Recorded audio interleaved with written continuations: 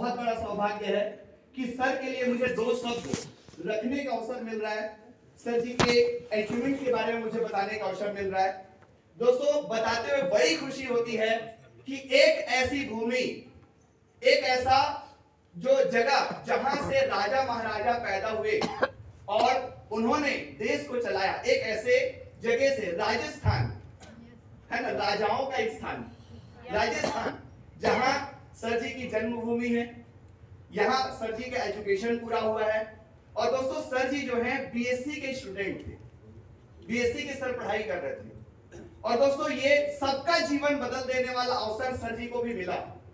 और सर जी ने इतने बढ़िया तरीके से अपने कर्म को, अपने विश्वास को सर जी ने इसमें समर्पण किए। और दोस्तों, इस कदर अपने जीवन में आगे बढ़े, न केवल अपना जीवन बदले, आज दोस्तों इसी प्लेटफॉर्म के माध्यम से, इसी इंडस्ट्री के माध्यम से, अगर मैं गिनती में ना बोलूं, सैकड़ों ना बोलूं, हजारों ना बोलूं, लाखों लोगों के जीवन को छुए हैं दोस्तों, लाखों लोगों के जीवन को।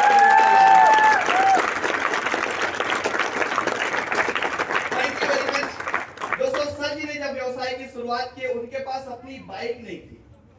इस बिजनेस को करते हुए सर जी ने इसी प्लेटफॉर्म से अपनी बाइक भी परचेज किए, शानदार कारें परचेज किए। और दोस्तों, एक रिकॉर्ड जो सर के नाम पे दर्ज है, आज डायरेक्ट सेलिंग इंडस्ट्री के अंदर, सेम शॉप के अंदर, अगर सबसे बढ़िया, सबसे प्रीमियम और सबसे महंगी गाड़ी में आज सर जी यहाँ पे घूमते हैं दोस्तों।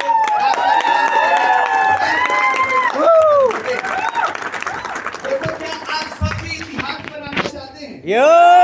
तो कैसे बनाना है सीखना चाहते हैं? दोस्तों, आज सर जी की टीम में हजारों लीडर हैं जो बहुत बढ़िया तरीके से परफॉर्म कर रहे हैं। और दोस्तों, हमें सुनने को मिलता है आज कंपनी के जो टॉप अर्नर्स है ना, उनमें से एक नाम हमारे ग्रेट लीडर का है जो यहाँ पे मौजूद है। मैं आप सब से रिक्वेस्ट करूंगा, क्योंकि दोस्तों मेरे अकेले के अंदर इतना सामर्थ्य नहीं है कि मैं सर जी को इन्वाइट कर पाऊं, और मैं रियली दिल से चाहूंगा दोस्तों, अपनी जगह पर खड़े होकर झूमते हुए, कैसे झूमते हुए, जोरदार धमाकेदार तालियों से आज के हमारे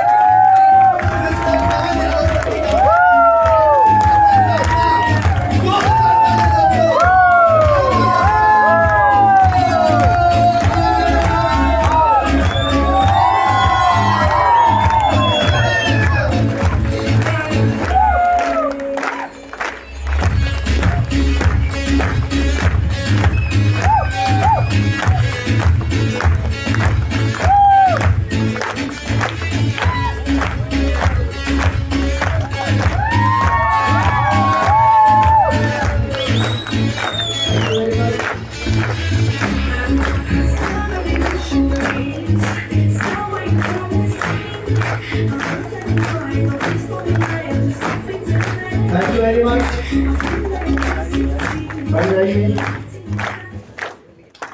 Thank you. Good morning all of you. Good morning. कैसे आप? अच्छा, मैं पिछले सालों से दिशा बैच में मैं आ रहा हूँ और कई बार मेरे को बैच भी लेने का मौका मिलता है। एक छोटा सा कॉम्प्लीमेंट मैं आपको देना चाहूँगा कि इतने सारे बैच मैंने देखे, सैकड़ों की तादाद में मैंने बैच देखे, लिए भी हैं, लेकिन ये जो बैच मेरे सामने बैठा, इतना डिसिप्लिन बैच मैंने आज तक अपनी लाइफ में कभी नहीं देखा।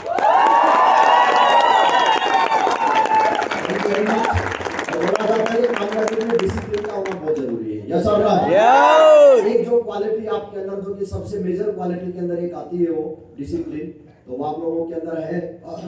और मैं आपको जरूर इस बात को लेकर जरूर बोलना चाहूंगा कि इस डिसिप्लिन को मत छोड़िएगा। ये लगातार जो डिसिप्लिन आपने पिछले 4 दिनों में दिखाया है, आप इसको अपनी लाइफ का हिस्सा बनाइएगा, इसको पार्ट ऑफ लाइफ बनाइएगा। मैं इस बात का दावा करता हूं कि धरती पे, दुनिया में कोई ऐसा अचीवमेंट नहीं है जो आप इस डिसिप्लिन की वजह से ले नहीं सकते। आप 100% ले सकते हैं। Thank you very much.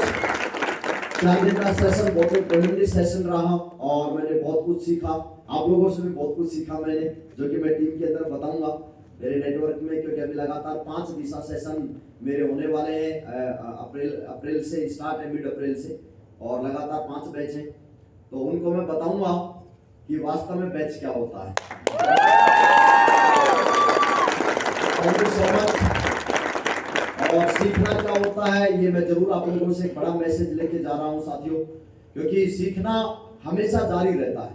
और हम आपस में एक दूसरे से सीखते हैं हमेशा, यस और नो। ये सीखना लगातार हमारी लाइफ के अंदर जो है बना रहता है। रिकॉर्डिंग नहीं करेंगे तो ज्यादा ठीक रहेगा, क्योंकि समझने की जरूरत है। Yes sir. ठीक है, तो काफी लोगों ने एकदम मोबाइल ऐसे वो कर लिया है। मैं आप लोगों के बीच में आता रहूंगा और सब जो है मेरे को मौका जब भी देंगे तो मैं आपको इस बात का विश्वास दिलाता हूँ कि हमारी और आपकी मुलाकात फ्यूचर में भी होती रहेगी। करेंगे और आपको समझेंगे तो ज्यादा अच्छा है। यस। 4 दिन का सेशन कैसा लगा? शानदार। तो सर ने वास्तव में जो एक मानसिक रूप से जो कामयाब इंसान होना चाहिए वो मानसिक रूप से हम लोगों को बिल्कुल कामयाब बना दिया है। कोई भी ऐसी चीज बची नहीं है कि जो कामयाबी के रास्ते के अंदर जो आती है और वो चीज हमको बताई नहीं गई है। यस और नो? यानी कि अब एक गलती हम लोगों ने कर दी है यहाँ से, वो गलती है कि अब हम ईश्वर को ब्लेम नहीं कर सकते कि ईश्वर आपने मौका नहीं दिया। यस। ये सेम इसी तरह से कि पंडित जी भगवान की ज्यादा आस्था श्रद्धा में थे और ज्यादा भक्ति करते थे, तो अचानक से क्या हुआ कि गांव में एक दिन बाढ़ आ गई। क्या आ गई? बाढ़। तो बाढ़ आ गई तो जो है गांव में अनाउंसमेंट हो गया कि भाई जल्दी से जल्दी गांव को खाली कर दो, क्योंकि बाढ़ आ चुकी है और हम सारे लोग खत्म हो जाएंगे नहीं तो पंडित जी को अनाउंसमेंट सुनाई दिया। पंडित जी ने बोला मैं गांव खाली नहीं करूंगा, क्योंकि मैंने ईश्वर की तपस्या की है, ईश्वर की भक्ति की है, तो ईश्वर मेरे को बचाने आएंगे। तो थोड़ी देर में क्या हुआ कि पानी का जो है लेवल थोड़ा ज्यादा बढ़ गया। तो पानी का लेवल बढ़ गया तो पंडित जी ने अपनी जान बचाने के लिए छत के ऊपर चले गए। तो छत पे गए तो पानी और ज्यादा तेजी से आया, तो वहां से एक नाव निकली और नाव में से कुछ लोग बैठे थे। तो उन्होंने बोला पंडित जी आप हाथ दीजिए, जल्दी से हम आपको बचा लेंगे। तो पंडित जी के तो टेप रिकॉर्ड में एक ही कैसेट चल रही है, एक ही गाना चल रहा। कौन सा? बचाने के लिए। यस और नो? थोड़ी देर बाद पानी का लेवल और बढ़ा तो ऊपर से हेलीकॉप्टर निकलता, वहां से रस्सी डाली गई और रस्सी डाली गई तो ऊपर से बोला पंडित जी रस्सी को पकड़िए जल्दी से और हम आपको बचा लेंगे। तो पंडित जी को तो एक ही गीत था उनके पास, तो भगवान बचाने के लिए आएगा। तो थोड़ी देर बाद भगवान से साक्षात्कार हो गया, लगा जो है लाइव पंडित जी का, क्योंकि भगवान के पास पहुंच गए। तो भगवान जी से राउंड पे आए तो पंडित जी ने एकदम मुंह फुला रखा, नाराज होके बैठे, रुष्ट होके बैठे। तो भगवान जी ने पूछा भाई आप इतने नाराज क्यों हैं, इतने रुष्ट कैसे हैं?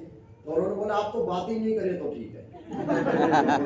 पंडित जी क्या बात हो गई, ऐसा ऐसा कैसे बोल रहे हैं? बोले बस आप तो चुप ही रहो, वो ठीक है। बोले नहीं बताइए क्या बात? बोले एक बात बताइए, मैंने इतनी आपकी सेवा की, मैंने इतनी भक्ति की और आप 1 मिनट के लिए बचाने के लिए नहीं आए? तो भगवान जी ने बोला जो गांव में अनाउंसमेंट करवाया था तेरे चाचा ने करवाया था। मैंने करवाया था अनाउंसमेंट और तूने ज्यादा भक्ति की थी तो मैंने तेरे लिए नाव भेजी, नाव में भी नहीं बैठा और तूने ज्यादा ही भक्ति की थी, नहीं मैं हेलीकॉप्टर किसी के लिए नहीं भेजता, तेरे हेलीकॉप्टर भेजा वो तेरे पिताजी ने थोड़ी भेजा था, मैंने नहीं भेजा था। अब तू आएगा नहीं तो मेरी गलती है क्या बताइए? और एक बात हमको यहाँ पे समझने की जरूरत है कि आज के बाद आप किसी को ब्लेम नहीं कर पाएंगे कि मेरे को मौका नहीं मिला, नहीं तो ईश्वर एक ही बात बोलेगा, परमपिता परमेश्वर वाला वो वाहिगुरु एक ही बात बोलेगा कि जब जैन साहब की दिशा में भेजा था और वो इतना अच्छा मौका दिया था तो उस मौके को पकड़ के जीवन में आगे क्यों नहीं बढ़े?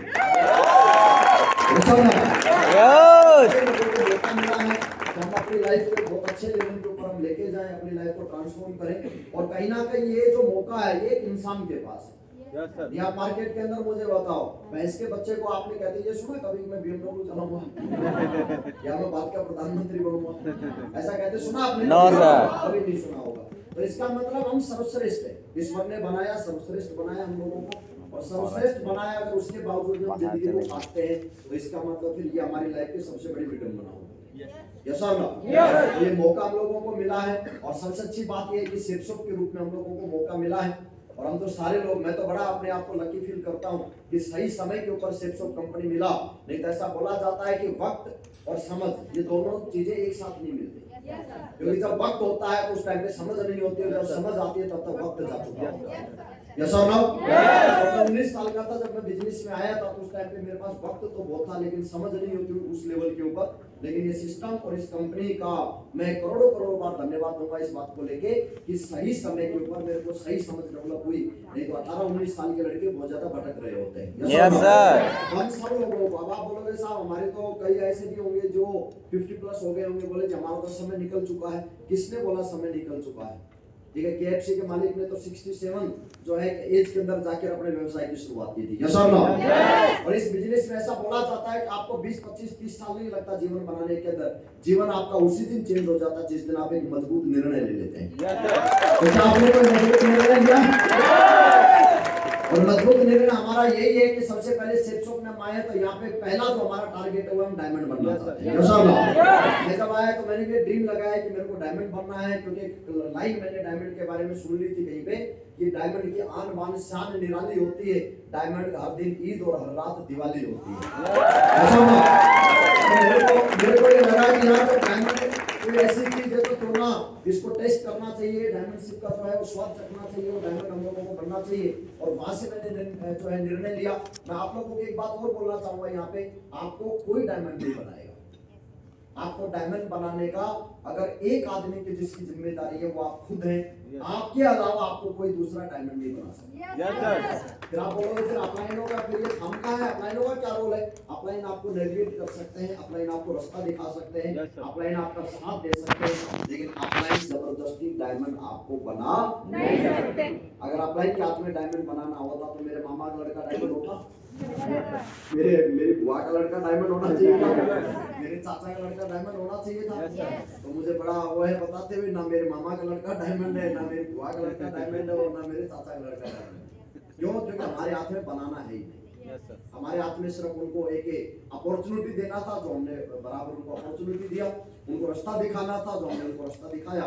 बट अपॉर्चुनिटी मिलने के बाद और रास्ता मिलने के बाद अगर लगातार आप चलने का निर्णय नहीं लेंगे, आप लगातार इस काम को करने का डिसीजन अगर आप लोग नहीं लेंगे, तो इसका मतलब फिर हमारी लाइफ में परिवर्तन होने वाला नहीं। और एक वर्ड हमारी लाइफ के अंदर लग जाएगा कि काश उस समय पे अगर मैं ध्यान दे लेता तो आज मेरी लाइफ ये ना होके मेरी लाइफ ये होती। ये सुन लो। तो हमारी लाइफ में काश वर्ड ना लगे, तो उसके लिए हम लोगों को जो है वो आज डिसीजन लेना चाहिए, आज हम लोगों को निर्णय लेना चाहिए।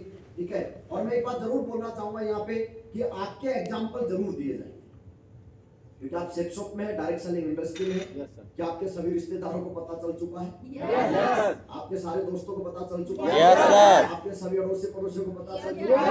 आपके जितने भी मिलने वाले सबको पता चल चुका है? इसका मतलब डायरेक्ट सेलिंग में आप हैं, पता सबको चल चुका है। अब आपका बचने का कोई दूसरा रास्ता नहीं है।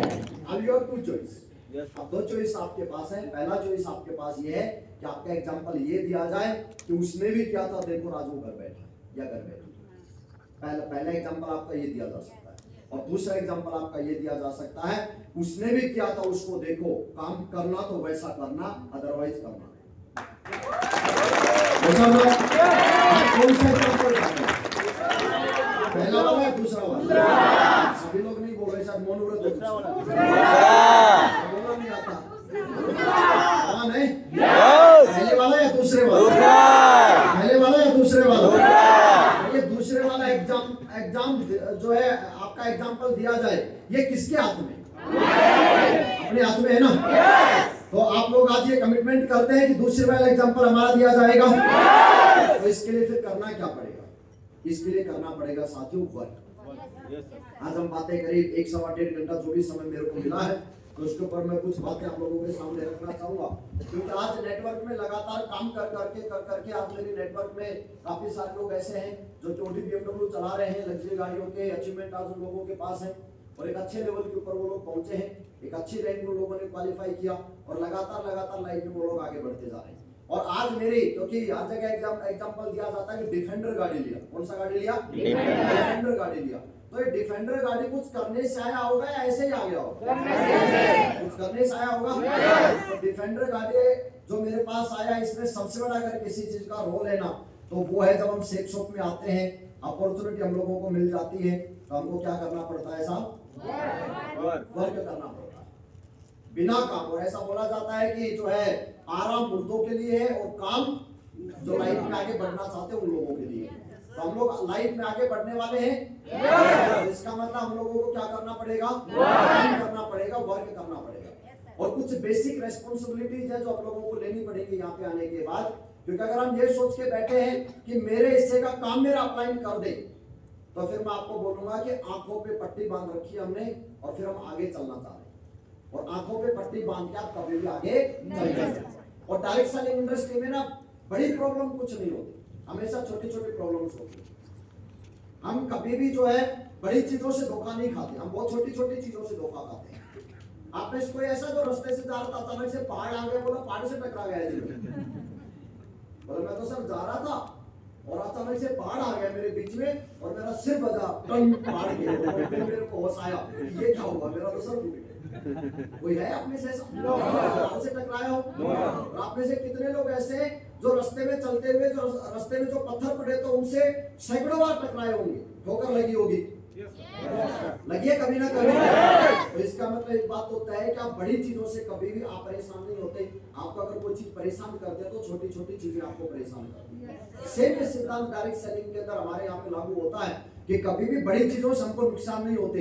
नुकसान जो होते हैं हमारी लाइफ के अंदर, अगर हम अचीवमेंट पे नहीं पहुंच पा रहे किसी अचीवमेंट के ऊपर, तो इसका मतलब क्योंकि हमने अफर्मेशन भी कर लिया, मेंटली रूप से हम तैयार भी हो गए, सेल्फ इमेज हम लोगों ने बढ़ा लिया, सारी चीजें कर ली, वो तो जरूरी है क्योंकि बिना उनके तो काम चलेगा ही नहीं। लेकिन उनके साथ अगर हमने एक्शन जो नहीं लिया, उनके साथ अगर हम लोगों ने काम अगर नहीं किया, वर्क अगर हमने नहीं किया, तो क्या उन सारी चीजों का कोई हमारी लाइफ में वैल्यू होने वाली है? कोई वैल्यू होने वाली नहीं। तो कौन कौन से बेसिक वर्क है जिसको हमको ध्यान देना पड़ेगा? तो आप में से मैं जानना चाहता हूं कितने लोगों को प्लान दिखाना आता है? आप सबको आता है? yes. बहुत बढ़िया। अच्छा, कितनों को नहीं आता? कुछ ऐसे लोग जिनको नहीं आता? चलिए, कुछ 5-7 हाथ खड़े हुए जिनको नहीं आता। मैं आपको 2 मिनट में प्लान सिखा सकता हूं, परमिशन है? yes.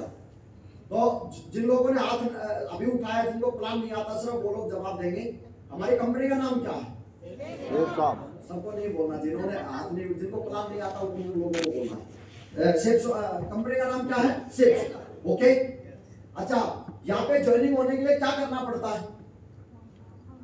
खड़े हो जाओ वो लोग जिनको प्लान दिखाना नहीं आता अपनी जगह पे। सिंपल सिंपल क्वेश्चन है, मैं कुछ ऐसा आपसे नहीं पूछूंगा, आप जवाब नहीं दे पाएंगे।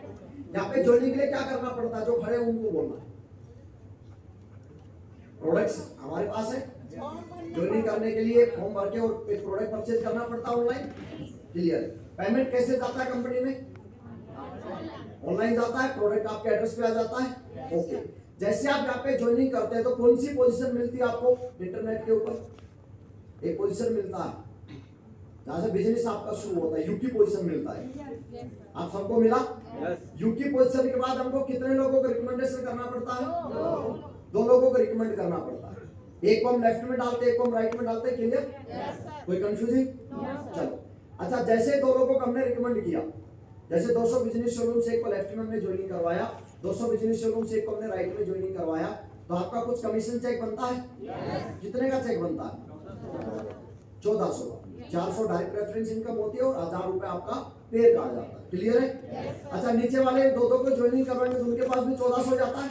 आपके पास कितना आएगा? 2000 आएगा। यानी कि हर बिजनेस शोरूम की रेट है 2.5 रुपए, और जितना लेफ्ट में गया जितना राइट में गया उन दोनों को अगर हम जोड़ दे जो मैचिंग होगा और उसको 2.5 रुपए से पूरा काउंट कर देंगे तो चेक निकल के आ जाएगा। ओके, चलिए ठीक है। तो जैसे जैसे नेटवर्क आपका बनता चला जाएगा तो जितनी से लेफ्ट और राइट में जाएंगी और उसका बिजनेस शोरूम आप काउंटिंग करके वो चेक कितने का बनेगा ये आप निकाल सकते हैं आराम से। वो मैं आपको समझाऊंगा आगे कैसे निकलता है वो, लेकिन निकाल सकते हैं, आसानी से हो सकता है। ओके, अच्छा, एक लेवल आता है हमारे यहाँ पे डायमंड लेवल, पता है आप लोगों को? तो वो डायमंड सेप शॉप में काफी लोग बने हैं, नहीं बने? बने। तो इसका मतलब कितना बिजनेस शोरूम पे डायमंड बनता है? 16 लाख बिजनेस शोरूम पे डायमंड बनता है। ओके, और जितने लोग जुड़ेंगे उन सबको भी कौन सी पोजीशन मिलेगी? वो यू की पोजीशन मिलेगी सबको। हर आदमी को 2 रिकमेंडेशन की पावर होती है। जैसे 2 को रिकमेंड करेंगे उनका भी चेक बनेगा। यही तो प्लान है हमारा।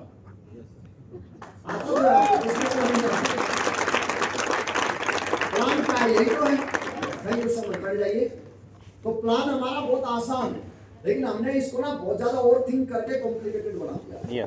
हमने इसको ज्यादा सोच के ये सोच के कि मैं तो कर नहीं सकता और मेरे से नहीं होगा, पता नहीं मैं जाऊंगा तो रिजल्ट आएगा कि नहीं आएगा, पता नहीं मैं प्लान दिखाऊंगी तो रिजल्ट आएगा कि नहीं आएगा, ऐसा सोच के। और हमारे ग्रेट मेंटर महामहिम श्री संजय जैन साहब ने क्लियर हम लोगों को एक बात मतलब क्लियर कर दी सेशन में कि कोई भी ऐसा काम नहीं जो हम कर नहीं सकते, हम सारा वो काम कर सकते हैं। यस और नो? प्लान दिखाया जा सकता है।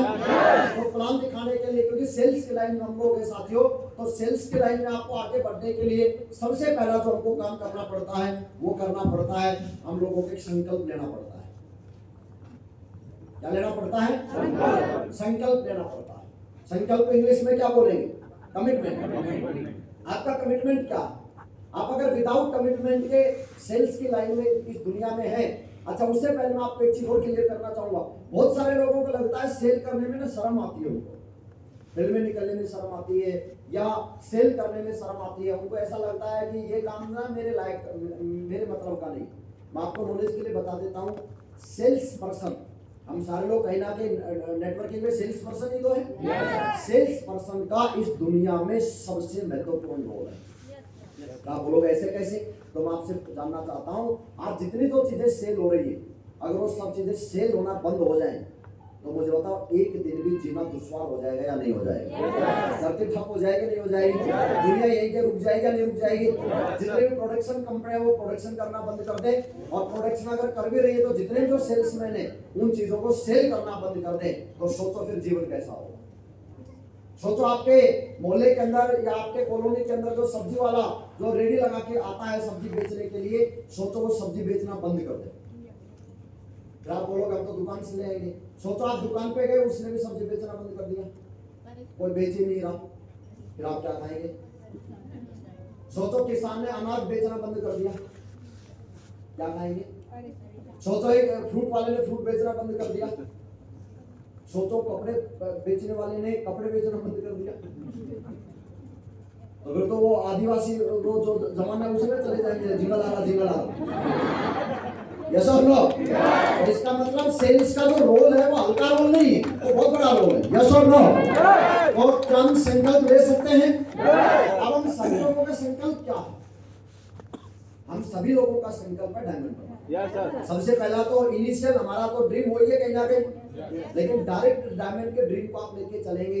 एक डायमंड का संकल्प होना बहुत जरूरी है, लेकिन डायरेक्ट डायमंड को आप हिट नहीं कर सकते कभी। यस कैसा होता है कि मान लो 100 सीढ़ियां स्टेयर्स है और सीधा आपने पहली स्टेज से सीधा और पैर चौड़े किए और सीधे जो है 100वीं सीढ़ी के ऊपर जंप लगा दिया, कैसा होगा? इसका मतलब फिर तो हम जो है जरा से पड़ जाएंगे, बीचों में पड़ जाएंगे। यस और नो? तो क्या करना पड़ता है? पहली सीढ़ी, फिर दूसरी सीढ़ी, फिर तीसरी सीढ़ी, फिर चौथी सीढ़ी, फिर पांचवी सीढ़ी। एक एक सीढ़ी के ऊपर जब हम कदम रखना शुरू करते हैं तो इसका मतलब हम उस लेवल के ऊपर पहुंचे ही जाते हैं। तो उसी तरह से जब आप छोटे संकल्प लेके चलेंगे, क्योंकि बड़े संकल्प को पूरा करने के लिए परसों भी जो है जायसवाल साहब ने बहुत अच्छी बात मैंने नोट किया, जो इन्होंने बोला था कि आप साल को सुधारने के चक्कर में ना पड़े, आप आज को सुधारने के चक्कर में लगे, क्योंकि साल को सुधारने के चक्कर में लगेंगे ना तो आज का समय निकल जाएगा। कई बार हमारे साथ तकलीफ क्या होती है कि देखना सर 2024 में ना मैं झंडे गाड़ दूंगा, ना झंडे का पता, ना डंडे का पता, ना बंदे का पता। कुछ दिन थोड़ा ऐसा क्यों होता है? रीजन क्या है? कारण क्या है? कारण उसके पीछे बहुत बड़ा कारण है, क्योंकि हमने पूरी साल का संकल्प लिया है, लेकिन साल जो है ना वो 365 दिन से मिलकर बना होता है, और जब तक हम उस एक एक दिन को अपने जो है लाइफ का बेस्ट जो है डे नहीं बनाएंगे, तब तक आपका साल अच्छा बनने वाला नहीं है। हमारे साथ एक बड़ी मतलब गलत फहमी है कि अभी तो पूरा साल पड़ा है, आराम से देखे लेंगे। अभी कंपनी का टारगेट चला हुआ था, लगभग 4 महीने का टारगेट लगभग चला है। आप में से कितने लोगों ने टारगेट जीता? कोई भी नहीं। इसका मतलब हमने या तो उम्मीद के कैदी बने बैठे हैं कि किसी न किसी पे डिपेंड है, या फिर हमको ऐसा लग रहा है कि अभी पूरा साल पड़ा है, आगे के टारगेट जीते हैं। अभी मैं मेरे नेटवर्क की बात करूं तो समथिंग 62 टारगेट अभी तक मेरे नेटवर्क में कंप्लीट हो चुके हैं। 62 टारगेट जो है मेरी टीम के अंदर जीते हुए, जिसमें से खुद मैं इंक्लूड था। मेरा यूरोप का टारगेट हुआ, साथ में मेरा अर्जुन अवार्ड भी हुआ।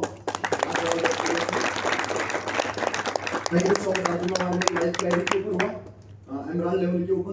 तो मेरा कहने का मतलब ये है कि अगर हमने टारगेट नहीं जीते तो इसका मतलब हमने छोटे संकल्प के ऊपर ध्यान ही नहीं दिया, छोटे टारगेट के ऊपर हमने ध्यान ही नहीं दिया। ये टारगेट जीतने के जो रेस्पॉन्सिबिलिटीज है ये मतलब बाकी लोगों की है क्या? हम लोगों ने नहीं सोचा है कि हम अपन लोग भी टारगेट जीत सकते हैं। Yes sir. आप में से कितने लोग विदेश जाना चाहते हैं घूमने के लिए? जाना चाहते हैं? अच्छा, फ्री में कितने लोग जाना चाहते हैं? लेकिन फ्री में जाने का काम तो हमने किया ही नहीं। फ्री में जाने का मौका कौन सा था? टारगेट। अब विदेश में अपने मामा तो बैठे नहीं जो बुला देंगे हमारे घर से टिकट बना के आ जाओ, खाना फ्री, रुकना फ्री, आना फ्री, जाना फ्री, सब फ्री। तो फिर जब हमको विदेश जाने का ड्रीम हम लोगों का है, विदेश जाने का ड्रीम हम लोगों का है, विदेश जाना भी हम चाहते हैं। ड्रीम आपने देखा कि मेरे को फॉरेन जाना है विदेश, यस और नो? यस। और सिर्फ ट्रिप का आपने टारगेट देखा, लेकिन जब तक ये ड्रीम के साथ एक्शन नहीं लगेगा, क्या लगना जरूरी होता है? एक्शन। ड्रीम तो हम सब लोगों ने देख लिया, लेकिन क्या इसके साथ हमने एक्शन लगाया? ईमानदारी से वो लोग हाथ उठाना। अभी जिन लोगों ने जब ये टारगेट चला, तो टारगेट चलने से पहले आप लोगों ने एक पेपर प्लानिंग बनाई आपने कि ऐसे ऐसे करके मैं अपना टारगेट जीतने वाला हूं। नहीं बनाई ना? और मेरा सिद्धांत है कि जब टारगेट का लास्ट वीक होता है ना, अभी हमारा अल्टीमेट अचीवर के अंदर 6 टीमें और हमारे वहां पे ट्रॉफी का एक जबरदस्त वो रहता है कंपटीशन, और मेरे को बड़ा प्राउड होता है कि मैंने पिछले 10-12 टारगेट से वो ट्रॉफी को अपने हाथ से जाने नहीं दिया। हर बार हम लोग बेस्ट परफॉर्मर टीम के लिए आता है, वो ट्रॉफी जीत के लेकर आता है। इसके पीछे एक सबसे बड़ा कारण बता दूं मैं आपका, मेरा कारण ये उसके पीछे। अभी टारगेट का लास्ट वीक चल रहा है, अभी मैं कल जाऊंगा, कल मेरा जो है आज नाइट में मेरी ट्रेन है, कल मैं ग्वालियर पहुंचूंगा, परसों मैं ग्वालियर का महाप्लान करूंगा, उसके बाद मैं गुड़गांव निकलूंगा, और फिर जो 3 दिन मेरे पास मंडे को जो अपने घर पे पहुंच जाऊंगा गुड़गांव, और 3 दिन जो मेरे पास है उस 3 दिन के अंदर मैं अगले टारगेट की प्लानिंग तैयार करूंगा। आपका एक्शन प्लान क्या है? क्योंकि पूछा गया एक बार कि डायरेक्ट सेलिंग को एक वर्ड में परिभाषित कीजिए, डिस्क्राइब कीजिए एक शब्द के अंदर। तो किसी के विदेशी डायमंड ने वो शब्द इजाद किया, डायरेक्ट सेलिंग को लेके बोला, और उस शब्द का नाम था प्रिपरेशन। हिंदी में बोले तो तैयारी। अब मैं आपसे पूछना चाहता हूं, क्या आपने जीतने की तैयारी की? हम उम्मीद में चलते आ रहे हैं कि चलो अच्छा हो जाएगा, चलो अच्छा हो जाएगा, चलो अच्छा हो जाएगा। इसी उम्मीद में तो 2023 चला गया हमारा, और इसी उम्मीद में हमारा 2024 चला जाएगा। क्योंकि साल बदलने से जीवन नहीं बनता, वक्त बदलने से जीवन नहीं बनता। जब तक हम अपने एक्शन और अपनी आदतों को नहीं बदलेंगे, उस पर काम नहीं करेंगे ना, जब तक जीवन चेंज होने वाला नहीं। Are you getting my point? Yes. समझ पा रहे साथियों? Yes. तो इसका मतलब हमारा एक्शन का लगना बहुत जरूरी है। और एक्शन आपका क्या होगा कि आपको पूरा पेपर प्लानिंग आपको बनाना पड़ेगा, क्योंकि जब तक आपका खुद का टारगेट ये नहीं है कि मेरे को टारगेट जीतना है, तो आपकी वो एनर्जी कभी प्रोड्यूस ही नहीं हो पाएगी जो एनर्जी आपको जीतने के लिए चाहिए। और टारगेट जीत के ऐसा बोला जाता है कि सब लोगों की एक दवाई, टारगेट जीतो मेरे भाई। कितने लोगों ने डायलॉग सुना है आज से पहले? बहुत सारे लोगों ने सुना होगा, सुना है? यस। तो इसका मतलब फिर सब लोगों की एक दवाई बता दी गई है कि टारगेट जीतना है, उसके बावजूद भी हम सीरियस नहीं है, उसके बावजूद भी हमने टारगेट पे ध्यान नहीं दिया। अब इसके पीछे कारण क्या है? हम क्यों ध्यान नहीं दे रहे, क्यों हम फील्ड के अंदर वर्क नहीं कर रहे? इसके पीछे 2 सबसे बड़े कारण होते हैं। सबसे पहला कारण होता है असफलता का डर।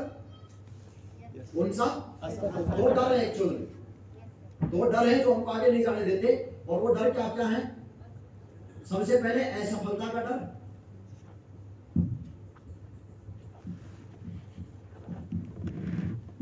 और दूसरा अस्वीकृति का डर।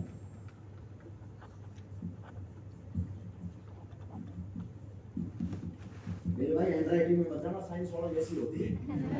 और दो हमारे डर होते हैं, एक असफलता का डर, यानी कि हमको डर लगता है कि मैं कहीं फेल नहीं हो जाऊं, और दूसरा डर अस्वीकृति का डर। अस्वीकृति मतलब मेरे को कोई मना नहीं कर दे, यस और नो? ये दोनों डर हमको आगे नहीं निकलने देते। आज हम इन दोनों डरों को खत्म करने की जरूरत है। ज्यादा से ज्यादा क्या होगा, जब मैंने प्लान फोल्डर जब उठाया था पहली बार, जब मैंने प्लान दिखाया, तो एक बात मैं लेके गया था, नरसिंह ग्रेवाल साहब की एक बात मेरे को बार बार ध्यान आती थी कि ना तो मेरी जेब में है, ना तो मेरी जेब में है। एक बच्चा जा रहा था अपने पिताजी के साथ, तो साइड से एक हाथी वाला निकला, तो उस बच्चे ने बोला ए हाथी वाले अंकल, आप मेरे को हाथी दे दो। तो उसके पिताजी ने बोला, अच्छा बेवकूफ लड़का है तू, वो हाथी वाला तेरे को हाथी क्यों देगा? और वो हाथी वाले ने बोला बेटे ये तो मेरी रोजी रोटी में अपना हाथी नहीं दे सकता, और चला गया। उसके पिताजी ने उसको बोला अच्छा पागल हो गया तो ऐसे कैसे दे देगा हाथी? तो उस बच्चे ने जानना चाहते हैं क्या जवाब दिया? उस बच्चे ने बोला ना तो मेरी जेब में पहले ही थी, मैं तो जानता तू हाथी नहीं देगा, लेकिन सोचो दे देता तो, सोचो दे देता तो अभी अभी हाथी वाला बच्चा बन जाता। यस यस और नो? यस तो अपनी जेब में ना तो थी कि ज्यादा से ज्यादा क्या होगा इस बिजनेस में। हमको डर होता है साहब क्या करूं, मैं डॉक्टर के पास जाऊंगा तो पता नहीं वो क्या करेगा। ऐसा तो होगा नहीं कि डॉक्टर को तुमने प्लान देखा है, डॉक्टर ने तुमको उल्टा लेटाया, बोला ले पहले इंजेक्शन ले तू, दिया 1000 mg का इंजेक्शन घुसेड़ दिया तुम्हारे में। ऐसा तो होने वाला है नहीं। यस और नो? ज्यादा से ज्यादा डॉक्टर क्या बोलेगा? ज्यादा से ज्यादा ये बोलेगा भाई साहब मेरे को इंटरेस्ट नहीं, इतना ही तो बोलेगा। ज्यादा से ज्यादा वो क्या बोलेगा? मैं इस काम को कर नहीं सकता। या ज्यादा से ज्यादा क्या बोलेगा? भाई देखो मेरे पास समय नहीं, इतना ही तो बोलेगा। यस ना तो हम पहले से ही अपनी जेब में थी। यस और नो? लेकिन हम पहले ही अगर ये सोच के बैठे हैं कि कोई आदमी हम फेल नहीं हो जाए या हमको कोई मना नहीं करते, तो इसका मतलब फिर सेल्स की लाइन के अंदर हमारा कामयाब होना बहुत ज्यादा मुश्किल हो जाएगा। देखो जो डर है ना हमारा, उस डर को हमको खत्म करने की जरूरत है। एक और मिथ हम लोग पाल लेते हैं कि अपलाइन जो प्लान दिखाएगा ना उसके रिजल्ट बहुत अच्छे हैं, हम प्लान दिखाएंगे तो रिजल्ट अच्छे नहीं आएंगे। ये बहुत बड़ी गलतफहमी कि हम सिखा रहे हैं, ये मिथ है। एक्चुअल में ये ऐसी धारणा हमारे दिमाग में बन गई है। मैं आपको बोलना चाहूंगा जिस इंसान को ज्वाइनिंग होना है ना वो आपके प्लान से भी जुड़ जाएगा, और जिसने नहीं जुड़ना वो मेरे प्लान से नहीं जुड़ेगा। मैं आज भी जब प्लान दिखाता हूँ, और प्लान दिखाने का कई लोगों को लगता है साहब लेवल क्या है, मैं तो अभी भी प्लान दिखाता हूँ। मैं जब भी गुड़गांव में रहता हूँ तो मैंने अपनी सेकंड आईडी के ऊपर जो मैं काम कर रहा हूँ, मेरी जो वाइफ की आईडी है उसके ऊपर लगातार हर बार मेरे टारगेट क्वालिफाई होते हैं। इस बार में मैं टारगेट के नियर बाई हूँ, मैं टारगेट जीतने वाला हूँ, इसी वीक में मेरा कंप्लीट हो जाएगा। तो वहां पे प्लान किसको दिखाने, क्योंकि एमराल्ड लेवल पे वहां मैं मरकरी थोड़ी हूँ, वहां मैं एमराल्ड हूँ ना। तो वहां मैं एमराल्ड होने के काम करता हूँ। वहां मेरे को कोई शर्म नहीं है फाइलिंग करने में, कोई शर्म नहीं मेरे को पेमेंट करने में। मैं जब भी फ्री होता हूं तो 3-4 एवरी वीक में अपने पर्सनल एफर्ट से 4-5 सेल में कभी नहीं छोड़ता। हर वीक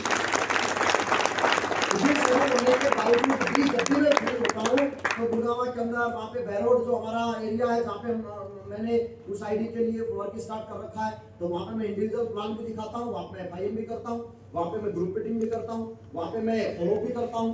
ठीक है, और जब मैं प्लान दिखाता हूं तो कितने लोगों को लगता है कि 10 में से 10 ही जुड़ जाते होंगे? क्यों मेरे ऊपर इतना डाउट है? हाँ बिल्कुल सही बोला आपने कि 10 में से 10 तो मैं प्लान दिखाऊंगा तब भी नहीं जुड़ेंगे। यस और नो? एक जयपुर की घटना मेरे को याद आ रही है कि मैं श्याम सिंह जी मेरे वीनस लीडर है, और बीएमडब्ल्यू लिया हुआ उन्होंने। एक मेरी टीम में triple ML leader mister Sarjeet Singh Yadav, उनके पास भी बीएमडब्ल्यू है। बहुत बड़ा सौभाग्य है